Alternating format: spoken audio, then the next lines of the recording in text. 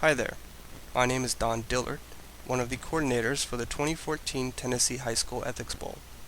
This is part 4 of a 4-part ethics tutorial series.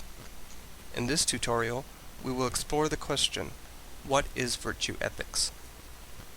While most ethical theory concerns itself with answering the question, what should I do? Virtue ethics concerns itself with answering the question, how should I be?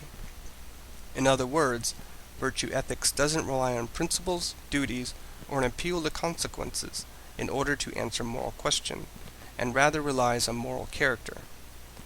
Virtue ethics is a highly nuanced theory, but will hit the high points and show how it all hangs together. A way of getting quickly to the concept of virtue is to consider our moral habits. The virtue ethicist holds that, when confronted with certain moral situations, we are disposed to act in one way or another. Our dispositions come about by developing the right kind of habits. So the virtue ethicist believes that if a person develops the right kind of moral habits, then that person will be disposed to act rightly in a broad range of circumstances. Consider the fact that most of what we do is by habit. The way we walk, talk, drive, eat, and so forth are habitual behaviors. Thus, another way of putting the virtue ethicist's point is by recognizing that just as we sometimes have poor eating habits, we might eat way too much junk food and not enough veggies, we can also have poor moral habits. And just as we can become healthier by developing good dietary habits, so too can we become better people by developing good moral habits. In this context, there is a whole list of virtues which are good for a person to have. Honesty, courage, integrity, humility, charity, and more.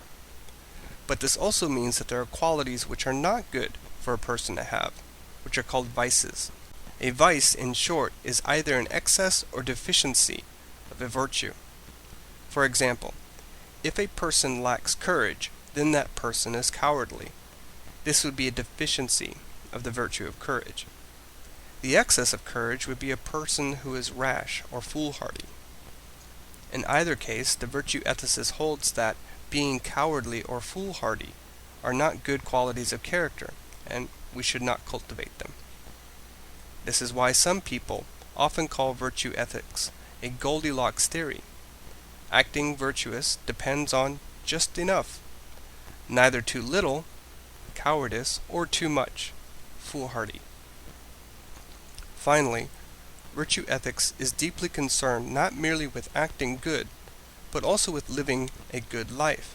In this regard, because the virtue ethicist holds that striving for human excellence is the best kind of life, then acting with excellence, of being the best kind of person one can be, is the basis for living the good life.